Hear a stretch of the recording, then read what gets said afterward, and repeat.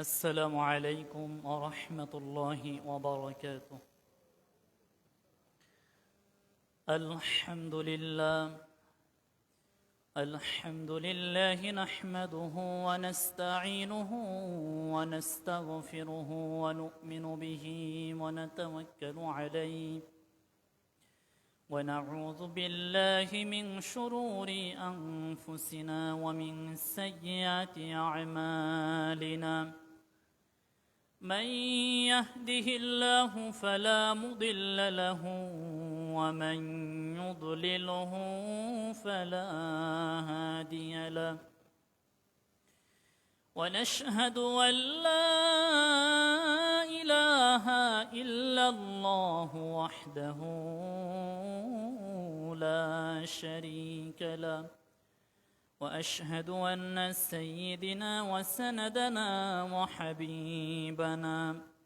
وحبيبنا ومولانا محمدا عبده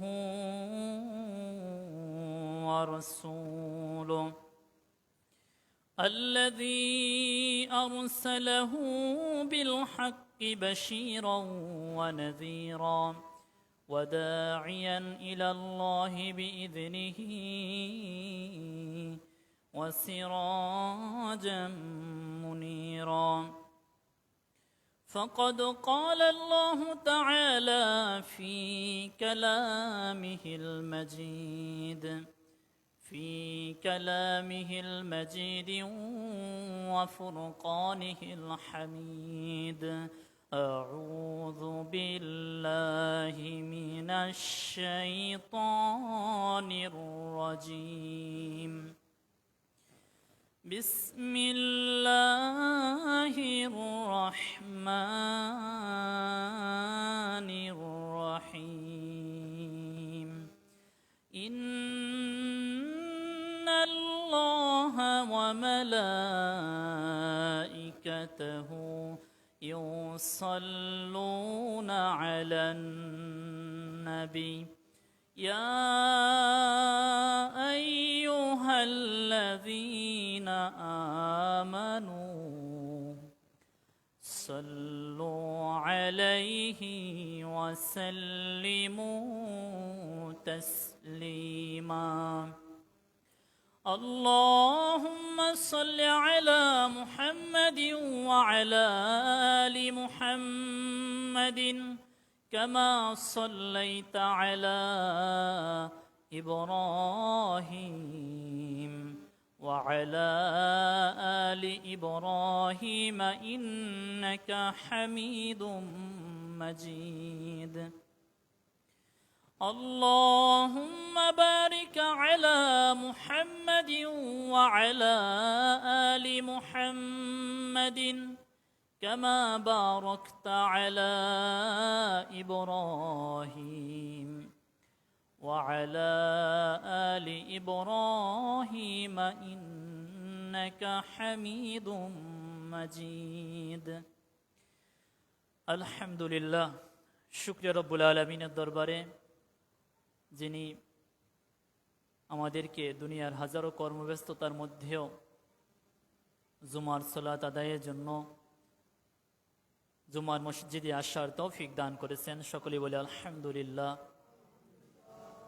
দরুদ ও সালাম বিশ্ব নবী মুহাম্মদুর রাসূলুল্লাহ সাল্লাল্লাহু আলাইহি ওয়াসাল্লামের প্রতি।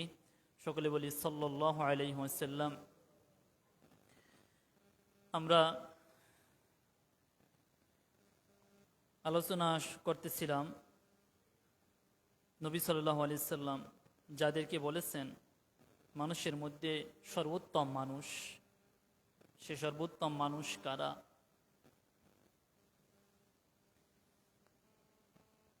আজ বাংলা মাসের 27শে চৈত্র, আরবি 21শে শাওয়াল।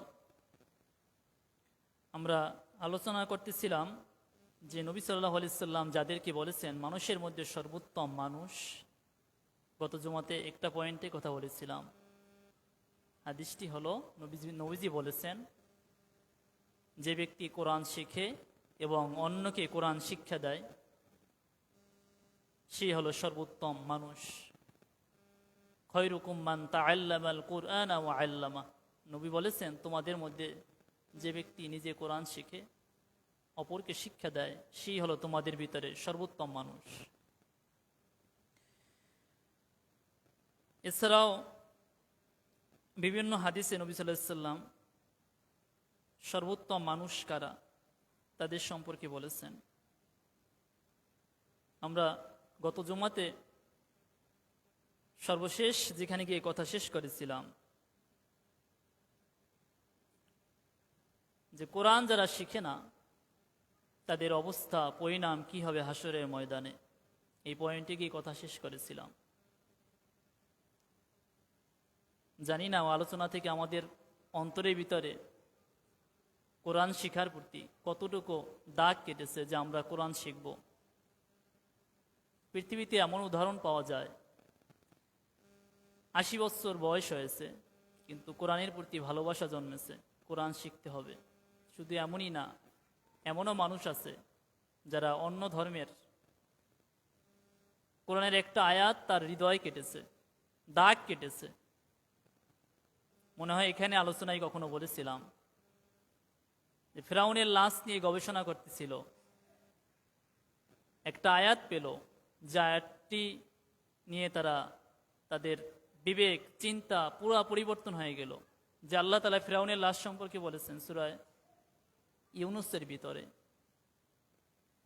সম্ভবত 92 নম্বর আয়াত, 91 কি 92 নম্বর আয়াত, যে আমি তোমার লাশটি কিয়ামত পর্যন্ত, আমি তোর লাশটি কিয়ামত পর্যন্ত মানুষের জন্য শিক্ষণীয় বিষয় করে রেখে দেব, যাতে মানুষ এখান থেকে শিক্ষা নেয়।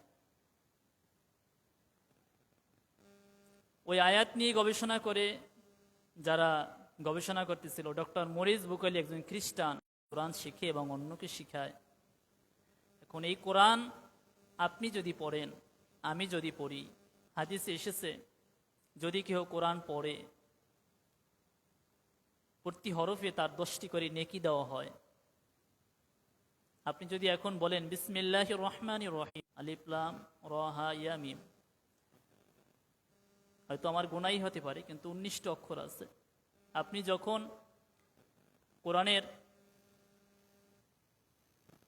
বিসমিল্লাহির রহমানির রহিম এটি বলবেন, হাদিসের ভাষ্য অনুযায়ী আপনার আমলনামায় 190টি নেকি লেখা হবে। এখন আমরা কোরআন যদি পড়ি, কোরআন যদি শুনি, কোরআনের আলোচনা শুনি, মসজিদে আসছি কোরআন থেকে কথা শুনতেছি, নবী সাল্লাল্লাহু আলাইহি সাল্লামের হাদিসে নববী নবী সাল্লাল্লাহু আলাইহি সাল্লাম যা বলেছেন সেগুলো শুনছি, এই প্রত্যেকটি শোনা বসা প্রত্যেকটি পদক্ষেপে আমি সওয়াব পাব। এজন্য যারা কোরআন জানি না অন্তত পক্ষে একটু কোরআনটা পড়তে যেন পারি, পড়তে পারলে অর্থ পড়তেও মজা লাগবে।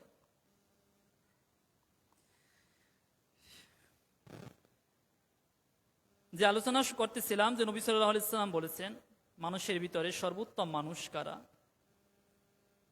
আজকের যে পয়েন্ট থেকে কথা শুরু করতে চাই, নবী বলেছেন ইন্না মিন খিয়ারিকুম আহসানাকুম আখলাকা, মানুষের ভিতরে সর্বোত্তম মানুষ হলো যে ব্যক্তি চরিত্রের দিক থেকে সর্বোত্তম, সবচেয়ে বেশি সুন্দর। আরেকটা হাদিস ইন্না খিয়ারকুম আহসিনুকুম আখলাকা, নিশ্চয়ই তোমাদের ভিতরে সর্বোত্তম ওই ব্যক্তি যার আচার ব্যবহার সর্বোত্তম। এখন আচার ব্যবহার, আমাদের ভিতরে সর্বোত্তম আচার ব্যবহার যে মানুষগুলো, তাদের কথা শুনতেও ভালো লাগে, তাদের কাছে যেতেও ভালো লাগে, কিন্তু যার আচার ব্যবহার খারাপ তার কাছে মানুষ যায় না, যে না ওর সাথে কথা বলবো কি, ওর মুখের ভাষা একটুকু ভালো না। কিন্তু তার সাথে মিশে কারা, যারা ওই ধ্যান ধারণা পোষণ করে, যাদের মুখ দিয়ে ওই রকমের শব্দই বের হয়। দেখবেন যারা ভালো মানুষ তাদের কাছে যারা যায় তারাও ভালো মানুষে পরিণত হয়। এটা আমি বলিনি, কোরআনে আল্লাহ সুবহানাহু ওয়া তাআলা বলেছেন ইয়া আইয়ুহাল্লাযীনা আমানুত্তাকুল্লাহ, আল্লাহ বলেছেন হে বিশ্বাসীরা তোমরা যারা ঈমান এনেছো তোমরা আল্লাহকে ভয় করো। আল্লাহকে ভয় করার সাথে সাথে তোমাদের যে কাজ, অকুনু মা'আস সাদিকিন, তোমরা যারা সত্যবাদী, যারা ভালো মানুষ, তোমরা তাদের সঙ্গী হও, তাদের সাথী হও, তাদের কাছে যাও, তাদের কাছে গিয়ে বসো।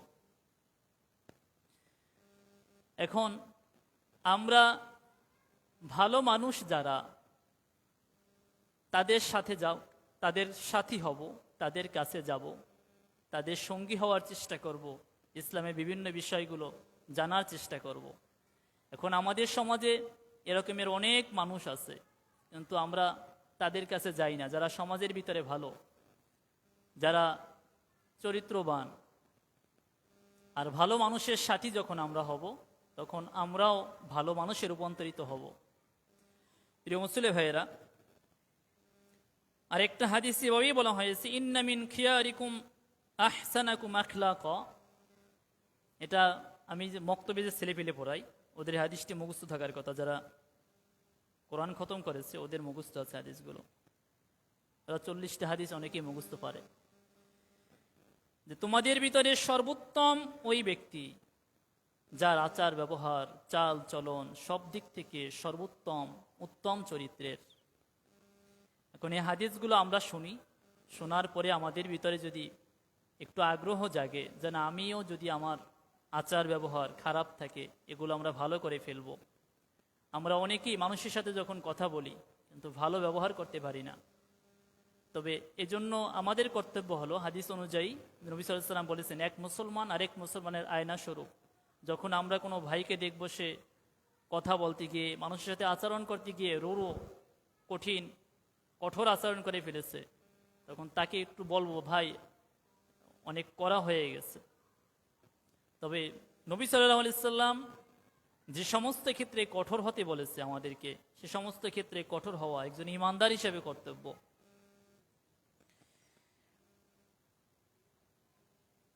এরপরে নবী সাল্লাল্লাহু আলাইহি ওয়াসাল্লাম যাদেরকে বলেছেন মানুষের ভিতরে সর্বোত্তম মানুষ, ইন্না খিয়ারাকুম আহসানুকুম কদা। নবী সাল্লাল্লাহু আলাইহি ওয়াসাল্লাম বলেছেন তোমাদের ভিতরে সর্বোত্তম ওই মানুষ, সেরা মানুষ যে ঋণ পরিশোধের বেলায় সর্বোত্তম। ঋণ, এই হাদিসটিও বুখারীর ভিতরে এসেছে। তোমাদের ভিতরে সর্বোত্তম সে ব্যক্তি যে ঋণ পরিশোধের বেলায় ভালো। এখন আমাদের অনেকেই আমরা বিভিন্ন রকমের ঋণ নিয়ে থাকি, কিন্তু ঋণ পরিশোধ করার বেলায় আমরা অনেক নিকৃষ্ট হয়ে যাই। বিভিন্ন রকমের কথা বলি, একজনের কাছে একজনের পাওনা টাকা পাবে, যখন চাওয়া হয় তখন বলে যে তোমার মোটে টাকার জন্য ঘুম আসে না। আরো বিভিন্ন রকমের কথা আমরা বলে ফেলি। কেন ভাই? যখন আপনি চেয়েছিলেন তখন তো খুব সুন্দর ভালো ব্যবহার করে কিভাবে পাওয়া যায় এই পাওয়ার জন্য খুব উদ্গ্রীব হয়ে লেগেছিলেন, ধরেছিলেন যে ভাই তুই ছাড়া আমাকে এই টাকাটা কেউ দিবে না, একটু দাও না, তার আমার একটু দিলে উপকার হয়। কিন্তু আপনি বলেছেন যে আগামী মাসের 10 তারিখের ভিতরে 10 তারিখ আপনার টাকাটা দেব। 10 তারিখ যখন ওভার হচ্ছে, ওই লোকটি যখন টাকা চাইলো তখন আপনি তার সাথে খারাপ ব্যবহার করতেছেন। কেন? আপনি না মুসলমান? আর এই জন্য নবী সাল্লাল্লাহু আলাইহি ওয়াসাল্লাম বলেছেন যে তোমাদের ভিতরে সর্বোত্তম মানুষ ওই ব্যক্তি যে ঋণ পরিশোধের বেলায় অগ্রণীয় এবং ভালো।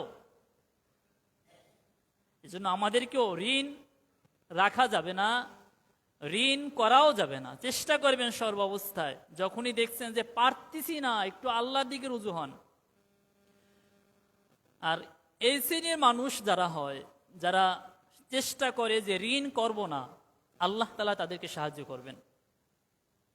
হয়তো আপনি এখন আপনার লাগতেছে যে আমি এখনই এই জিনিসটা করব, কিন্তু পারতেছেন না। কিন্তু তাওয়াক্কুল যদি আল্লাহ তাআলার উপর থাকে, আপনার পূর্ণ তাওয়াক্কুল, পূর্ণ বিশ্বাস যদি আল্লাহ তাআলার প্রতি থাকে, আপনি এখন হয়তো পাচ্ছেন না ওই সমস্যার সমাধান করতে, কিন্তু ওর চেয়েও তাওয়াক্কুল আল্লাহ তাআলার প্রতি থাকার কারণে ওর চেয়েও বড় সমস্যা সেটা আল্লাহ তাআলা আপনাকে অন্য দিক থেকে পূরণ করে দেবেন, যদি সাময়িক আপনি এই অবস্থা থেকে এখন মুক্তি না পান। আমি বলি না এই কথা। সূরা তলাক বের করেন, কোরআনের 114টি সূরার অন্যতম একটা সূরা হলো সূরা তলাক। এই সূরা তলাক বের করেন, ওখানে আল্লাহ কি বলেছেন দেখেন। সম্ভবত রমজানে আয়াতের উপর আলোচনা করেছি। আল্লাহ তাআলা ওই আয়াতের ভিতরে বলেছেন ওমাইয়াত্তাকিল্লাহ ইয়াজআল লাহু মাখরাজা, যে আল্লাহকে ভয় করে আল্লাহ তাআলা তার সংকট উত্তরণের রাস্তা তৈরি করে দেন। এরপরে সামনে বলা হয়েছে ওমাইয়াত্তাকিল্লাহ ইয়াজআল লাহু মাখরাজা মিন হাইসু লা ইয়াহতাসিবু ওয়া ইয়াতাওয়াক্কাল আলাল্লাহ ফাহুয়া হাসবুহু। আল্লাহ বলেন যে ব্যক্তি আল্লাহর উপর নির্ভর করে ভরসা করে ফাহুয়া হাসবুহু, আল্লাহ তাআলাই তার জন্য যথেষ্ট। সুবহানাল্লাহ। এই হাদিস, এই কোরআনের এই আয়াতের ব্যাখ্যায় একটা হাদিস আনা হয়েছে। এই হাদিস এই মসজিদে এখানেই আলোচনা করেছি, আমরা ভুলে যাই হয়তো, কিন্তু আমরা এই তা না হলে এই সামান্য ছোট্ট একটা গ্রামের ভিতরে, এই ছোট্ট একটা জায়গার ভিতরে এত পরিমাণ এনজিও, এত পরিমাণ এখানে মানুষ কিস্তি নেয়, ঋণী, অবাক হয়ে যায় শুনলে। 2 লাখ, 4 লাখ, 5 লাখ, 7 লাখ, 10 লাখ, 15 লাখ, আরো যা আছে মানুষ এভাবে ঋণ করতেছে। এখন আমরা যদি ভরসা আল্লাহ তাআলার প্রতি করি, হাদিসে এসেছে পাখিরা যেমন সকালবেলা বাসা থেকে বের হয়, তার খাদ্য খাবার খুঁজে বেড়ায়, সন্ধ্যায় যখন সে বাসায় ফিরে তার পেট ভরপুর করেই সে বাসায় ফিরে। মানুষ যদি পাখিদের মতো আল্লাহ তাআলার প্রতি ভরসা করত, তাহলে আল্লাহ সুবহানাহু ওয়া তাআলা মানুষকে পাখিদের মতো রিজিক দান করত। সুবহানাল্লাহ। আমরা ওইভাবে ভরসা করতে পারি না। কিছু কিছু বিষয় আমি আমার নিজেকে দিয়ে একটু উদাহরণ দিই। আমি রান্না করে খাই, 2-1 দিন মনে চায় যে আমি এই জিনিসটা খাবো। আপনারা আলহামদুলিল্লাহ আমাকে ভালোবাসেন, আমিও আপনাদের আল্লাহর জন্য ভালোবাসি। কোনো মানুষকে ভালোবাসলে সেটা ঈমানি ভালোবাসা, আল্লাহর জন্য বাসেন। কাউকে ঘৃণা করলে সেটা আল্লাহর জন্য করেন। যদি আমাকে কেউ ঘৃণা করেন, আল্লাহর জন্য করেন। যদি আমি কাউকে ঘৃণা করি, সেটা যেন আল্লাহর জন্য ঘৃণা করা হয়। আর হাদিসে এটাই বলা হয়েছে। এখন আমি বলতেছিলাম যে মাঝে মধ্যে মনে যায় যে আমি জিনিসটা খাবো, খুব আগ্রহ জাগে,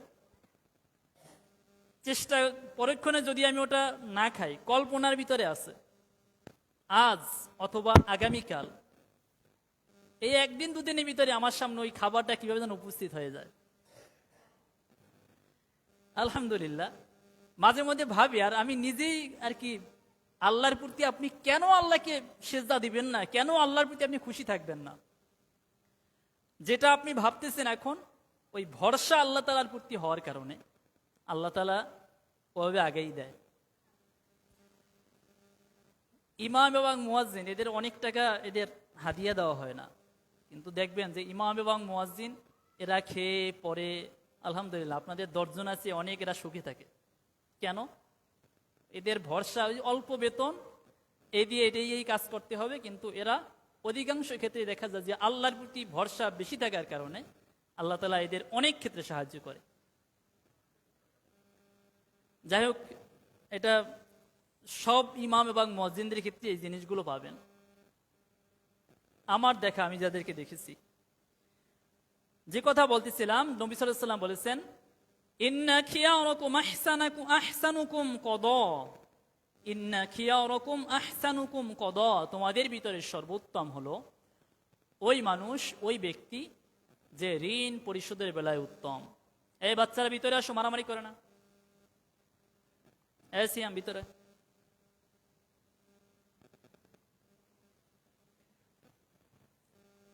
এখন ঋণ সম্পর্কে নবী সাল্লাল্লাহু আলাইহি ওয়াসাল্লাম যে কথা বলেছেন, এটাও বুখারীর হাদিস, তোমাদের ভিতরে সেই লোক উত্তম যে উত্তম রূপে ঋণ পরিশোধ করে। একই কথা।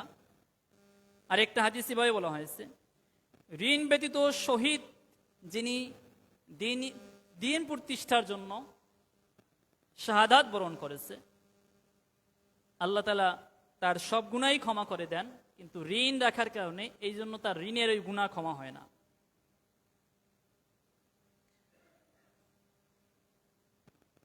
আর একটা হাদিসে নবী সাল্লাল্লাহু আলাইহি ওয়াসাল্লাম বলেছেন, যে ব্যক্তি ঋণ গ্রহণ করেছে কিন্তু তা পরিশোধ করার ইচ্ছা পোষণ করেনি, ঋণ নিয়েছে কিন্তু ঋণ নেওয়ার পরে পরিশোধ করার ইচ্ছা পোষণ যে ব্যক্তি করেনি, সে ব্যক্তি চোর সাব্যস্ত হয়ে চোর সাব্যস্ত হয়ে হাসরের ময়দানে আল্লাহ তাআলার সম্মুখে উপস্থিত হবে। নাউজুবিল্লাহ। চোর।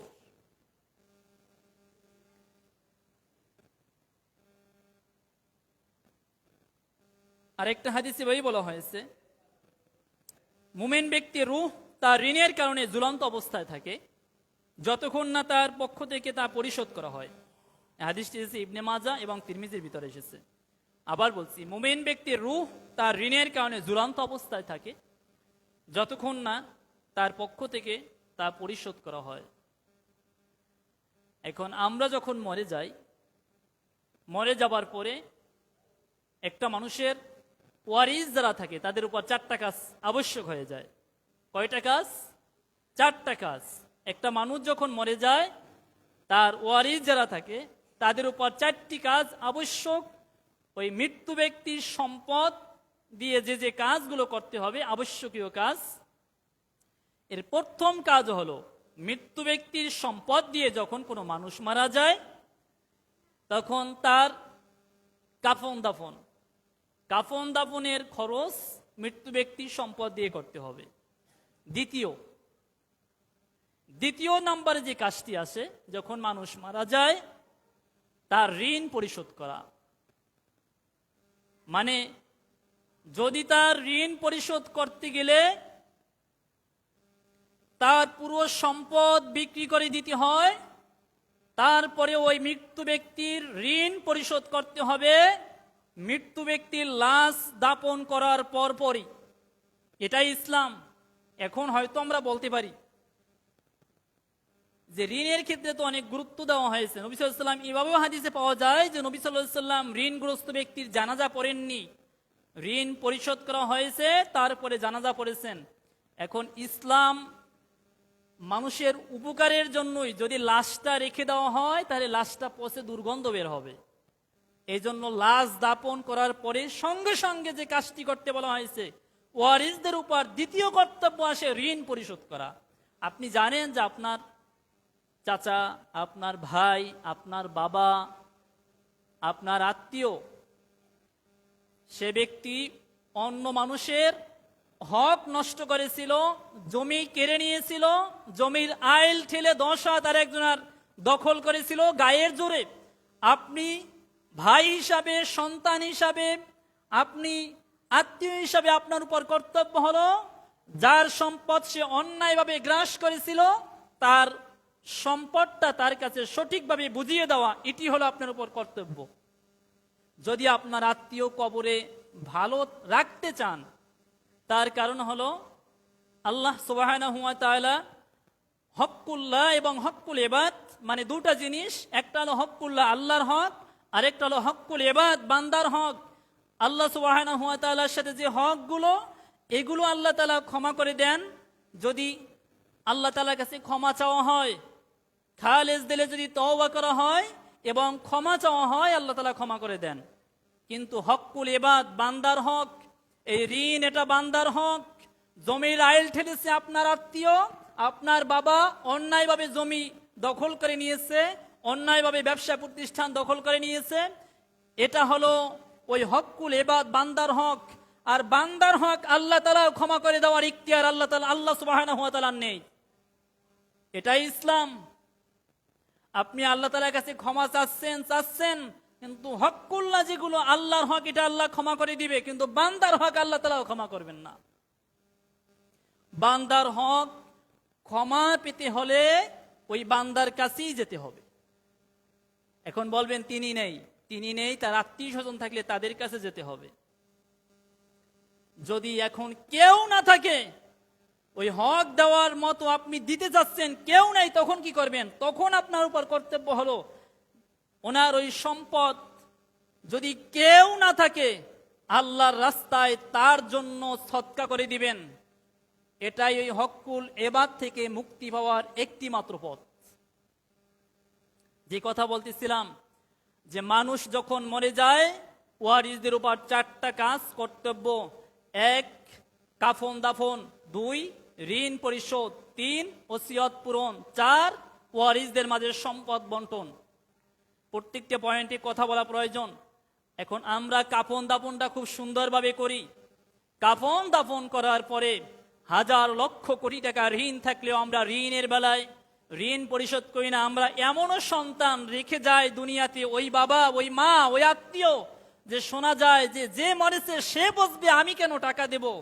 আপনি মনে করেন না আপনি এই কথার দ্বারা পার পাবেন, বরং আপনি মরে যাবার পরে আপনারও কবরে শাস্তি হবে এই ঋণ না দেওয়ার কারণে। হাসরের ময়দানে আপনি যখন দাঁড়াবেন আপনি দেখবেন ওই ঋণ দুনিয়াতে করে যাবার কারণে লক্ষ লক্ষ টাকা ঋণ করেছেন, অন্যের সম্পদকে গ্রাস করে খেয়েছেন। আর যতই আমল আপনি করেন, নিজের আমল নামায় হজ, কুরবানি, জাকাত, অনেক দান সৎকাও যদি থাকে, ওই যারটা গ্রাস করে খেয়েছেন, যার সম্পদ খেয়েছেন, আপনাকে অবশ্যই সেদিন ওই আমল নামাগুলো যারটা নিয়েছেন তাকে দিতে হবে। এটা হাদিস।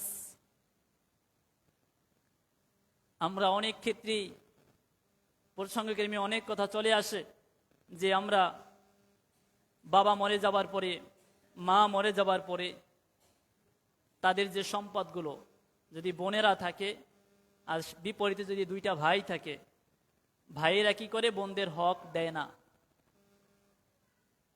আমরা এখানে সবাই ধরা। আবার বাবারাও কি করে? বাবারাও সন্তানদের নামে সম্পদগুলো লিখে দেয়, ছেলের নামে দিয়ে দেয় যে মেয়ের তোমার বিয়ার সময় এত টাকা খরচ করেছি, তোমার জন্য এই কাজ করেছি, তোমার ভাই গরিব, তোমার ভাইকে আমি দিয়ে দিলাম।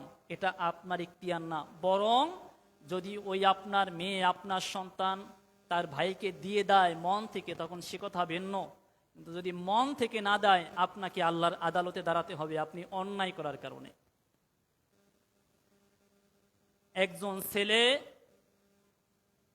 যা পাবে 2টা মেয়ে তাই পাবে। সূরা নিসা, লিযযাকারি মিসলু হাজ্জিল উনসাইন বলা হয়েছে, একজন পুরুষ সমান 2টি মেয়ে। বাবার সম্পদের অধিকার মেয়েরও রয়েছে।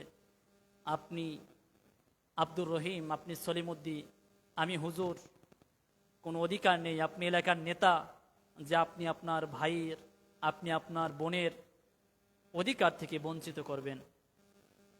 এটা ইসলাম। যে কথা বলতেছিলাম যে মানুষ যখন মরে যায় দ্বিতীয় কাজ হলো ঋণ পরিশোধ করা। এখন আমরা কি করি? যখন মানুষটি মরে যায়, মরে যাওয়ার সাথে সাথে হাজার হাজার টাকা ঋণ থাকার পরেও বিশাল এক খানাপিনার আয়োজন করি। আজ থেকে খানাপিনা চলবে না। মানুষ মরে যাবার পরে যে খানা খাওয়ানো হয় ওটা হলো খুশির খাওয়ান। আপনি যদি খাওয়াতে চান, জেতা থাকতে খাওয়ান, এবারই খাওয়ান, আজকেই খাওয়ান, আগামীকালকের খাওয়ান, বছরে 50 দিন খাওয়ান মানুষকে, যে আমি তো মরে যেতে পারি যে কোনো মুহূর্তে, এজন্য প্রতি মাসে একবার করে খানা পিনার আয়োজন করছি। কাদেরকে খাওয়াবেন? ওই সমাজের ভিতরে অসহায়, অভাবী, দুস্থ যারা খেতে পারে না তাদেরকে খাওয়াবেন। সাথে প্রয়োজনে আত্মীয় স্বজন, আপনজনদেরকেও রাখবেন। তার কারণ হলো খাওয়ালে, মানুষকে খাওয়ালে আত্মীয়তার সম্পর্ক ভালো থাকে, মানুষকে খাওয়ালে নিজের মনে প্রশান্তি পাবেন, মানুষকে খাওয়ালে আল্লাহ খুশি থাকেন।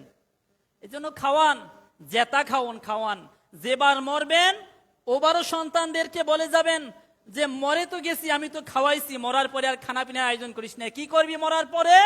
আমার যদি ঋণ থাকে সেগুলো খুঁজে খুঁজে বের করে ঋণগুলো পরিশোধ করবি, দোকানে কেউ পাওনা পাই কিনা ওটা দেখবি, এগুলো বলে যাবেন। এখন আমরা এমন এক কালচার তৈরি করেছি, 2 লাখ 3 লাখ টাকায় গরু কিনে মরার 3 দিনও এখন আর মানুষ অপেক্ষা করে না। মরার দিনই, সকালে মারা গেলে লাশটা দাফন হলে সন্ধ্যায় বলে দেয় যে আপনাদের জন্য বিশাল শ্রাদ্ধ আছে। ওই 2 লাখ 3 লাখ টাকা 5 লাখ টাকা খরচ করে খানা পিনার আয়োজন না করে, বরং ওই 2 লাখ 3 লাখ টাকা সমাজে যারা খেতে পারে না তাদের কাছে দেন। আর এই খানা পিনার আয়োজন কেন করতে হবে? যেটা ইসলাম করে নাই, যেটা নবী সাল্লাল্লাহু আলাইহি ওয়াসাল্লামের সময় ছিল না, সাহাবায়ে কেরাম করে নাই, তার পরবর্তী যারা তারা করে নাই, কোনো ভালো আলেম খানা পিনার পক্ষে কথা বলে না। হ্যাঁ, আপনি খাওয়াতে পারেন কাদেরকে? যারা অসহায় অভাবী। সেটা 3 দিনের দিন কেন খাওয়াতে হবে? এটাই আমার আপত্তি। খাওয়ান, কোনো উদ্দেশ্য নয়। আপনি খাওয়াবেন কেন 3 দিনের দিন খাওয়াতে হবে? কেন 41 খাওয়াতে হবে? এগুলো ইসলামের কোনো কালচারের মধ্যে ভিতরে নেই, এগুলো অন্য ধর্মের মধ্যে ভিতরে থাকতে পারে। বরং আপনি যদি খাওয়াতে চান, সমাজের ভিতরে যদি 100 লোক অভাবী থাকে যারা বছরে কোরবানি গোশত ছাড়া খেতে পারে না, কেউ কোরবানি গোশত পায়ও না, এমন অসহায় অভাবী মানুষদেরকে আপনি ডেকে, সেটা 3 দিন নয়, 5 দিন নয়, 7 দিন নয়, 41 নয়, বছরে যে কোনো সময় যে কোনো মুহূর্তে এটা খাওয়াতে পারেন, এটা খাওয়ান। আর যদি বেশি খাওয়াতে মনে চায় তাহলে আপনি মরার আগে প্রতি বছর 2-4-10 বার করে খাওয়াবেন মানুষদেরকে। এভাবে সবাইকে, এলাকার যেও টাকা পয়সা আছে মানুষকে ডেকে ডেকে খাওয়াবেন। নবী সাল্লাল্লাহু আলাইহি ওয়াসাল্লাম বলেছেন, এক সাহাবী এসে জিজ্ঞেস করল, আইউল ইসলাম খায়র, ইয়া রাসূলুল্লাহ সাল্লাল্লাহু আলাইহি ওয়াসাল্লাম, ইসলাম ধর্মে কোন কাজগুলো উত্তম, কোন কাজটি উত্তম? নবী সাল্লাল্লাহু আলাইহি ওয়াসাল্লাম বললেন, তুকরিউস সালাম, মানুষদেরকে সালাম দাও। অতুতিউমুত তাআম, যারা অসহায় অভাবী, শুধু এখানে অসহায় অভাবী না, মানুষদেরকে খাওয়ানোর কথা বলা হয়েছে। তুতিউমুত তাআম ওয়া তুকরিউস সালাম, মানুষদেরকে খাওয়াও এবং চেনো আর না চেনো। তুকরিউস সালাম আলা মান আরাফতা, চেনো আর না চেনো মানুষদেরকে সালাম দাও। এখন আমরা খাওয়াই, সে খাওয়ান হলো গিয়া মরার পরে। এখন কিছু লোক তো বলাই শুরু করে দিয়েছে যে হুজুরের জন্য মরার খাওয়ানো বন্ধ হয়ে গেছে, আমরা খেতে পারি না। ও ভাই, ওই লোকটার টাকা আছে, যার টাকা আছে তারে বলেন, ভাই তুমি এবার খানা পিনার আয়োজন করো, তোমার মরার খাওয়ান এবারই খাবো, মরার পরে খেতে চাই না, তুমিও খাও আমরাও খাই, জেতা খাওয়ান খাই। মরার পরে কেন খাওয়াতে হবে? মরার পরে মানুষের যে সমস্ত জায়গা থেকে সওয়াব যায়, সে সওয়াব যাওয়ার জায়গা হলো 3টা। কয়টা?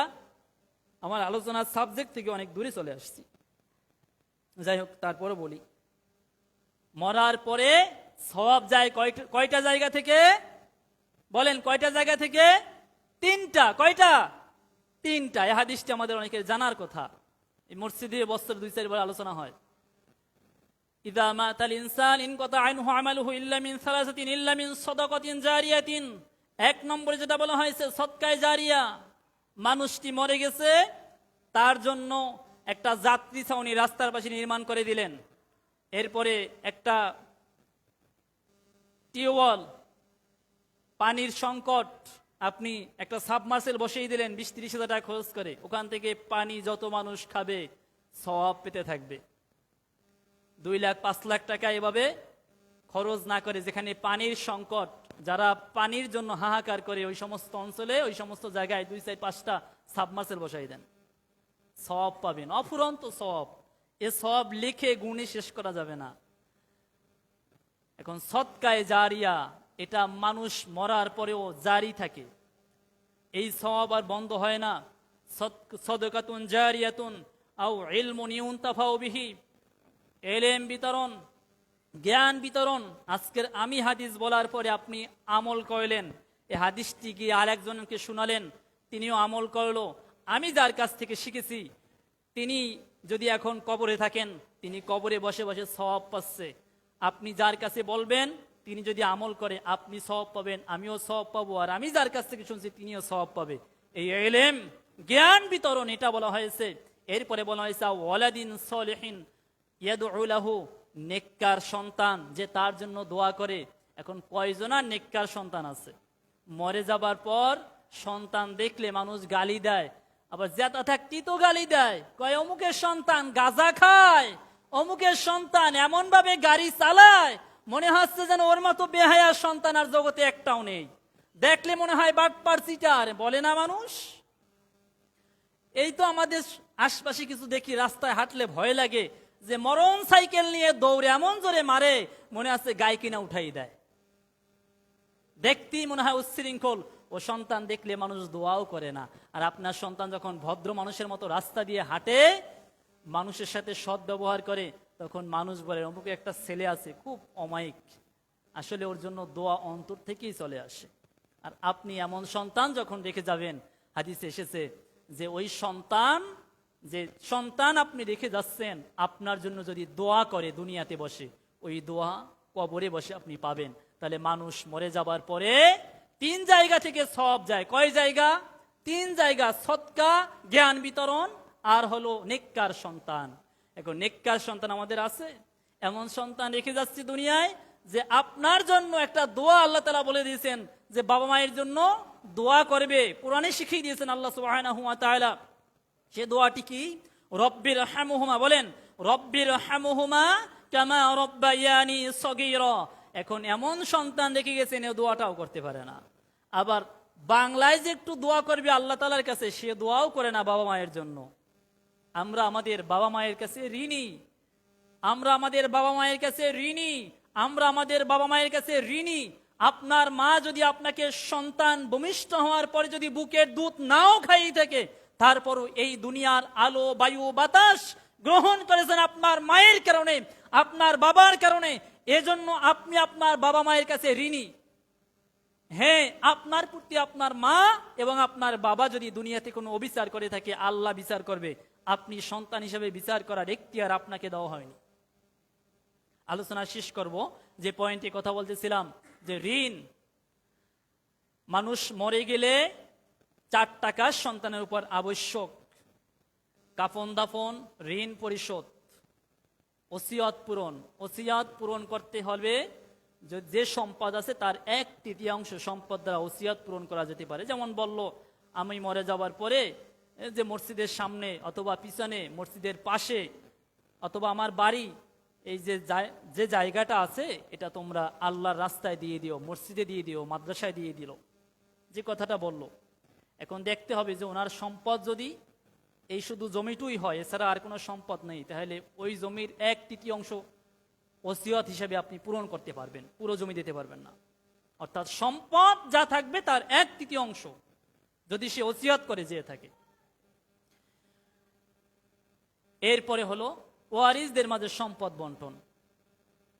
এখন আমরা কি ওয়ারিসদের মাঝে সম্পদ বন্টন সঠিকভাবে করি না? যাই হোক, এই বিষয়ে কথা হয়েছে। যে কথাগুলো বললাম, আল্লাহ সুবহানাহু ওয়া তাআলা আমাদের সবাইকে কথাগুলো অনুধাবন করার এবং আমাদের বাস্তব জীবনের উপর আমল করার তৌফিক দান করুন, বলেন আমিন। আসসালামু আলাইকুম ওয়া রাহমাতুল্লাহি ওয়া বারাকাতুহু।